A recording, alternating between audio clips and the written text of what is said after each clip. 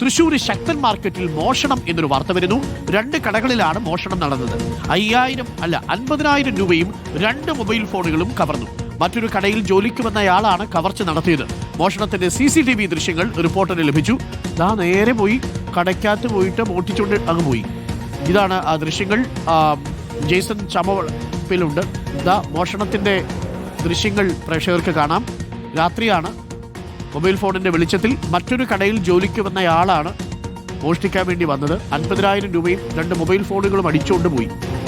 ശക്തൻ മാർക്കറ്റിൽ ഒരു കടയിൽ വന്നയാളാണ്. അയാൾ മോഷ്ടിക്കുന്നതിൻ്റെ ദൃശ്യങ്ങളാണ്. മോഷണം നിങ്ങൾ നേരിട്ട് കണ്ടിട്ടില്ലെങ്കിൽ കണ്ടോളൂ. എല്ലാം മുകളിലിരുന്ന ഒരാൾ കണ്ടു. കവറിൽ വെച്ചിരുന്ന പൈസ അതെടുത്തു. അവിടെ ഉണ്ടായിരുന്ന മൊബൈൽ ഫോണും എടുത്തു. 2 കടകളിലാണ് ഇയാൾ മോഷണം നടത്തിയത്. 50,000 രൂപ പോയി ശക്തൻ മാർക്കറ്റിൽ.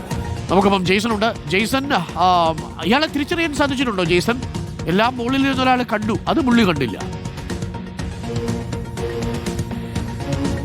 അരുൺകുമാർ, ഏറ്റവും കൗതുകം നിറഞ്ഞ ദൃശ്യങ്ങൾ കാണുമ്പോൾ ഏറ്റവും കൗതുകം നിറഞ്ഞ ഒരു കാര്യം തോന്നുന്നത്, ഒന്ന്, മറ്റൊരു കടയിലേക്ക് പണിക്ക് വന്ന ആളാണ്. അയാളുടെ ശ്രദ്ധ മുഴുവൻ ഈ കടയിലായിരുന്നു എന്നതാണ് ഒന്നാമത്തെ കൗതുകം.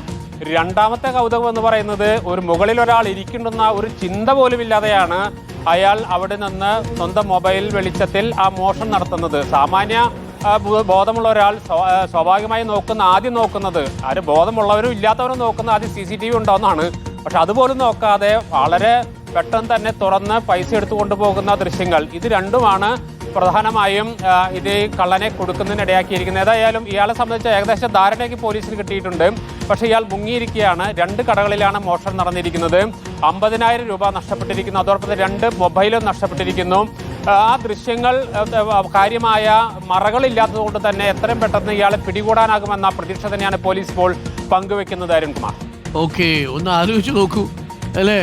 മോഷണം നടക്കുന്നതിൻ്റെ CCTV ദൃശ്യങ്ങളൊക്കെ പുറത്തു വരുന്നു. എന്നിട്ടും ആ മോഷ്ടാവ് മുകളിലോട്ട് നോക്കുന്നില്ല ഈ സംഭവം ഉണ്ടോ എന്നുള്ളത്.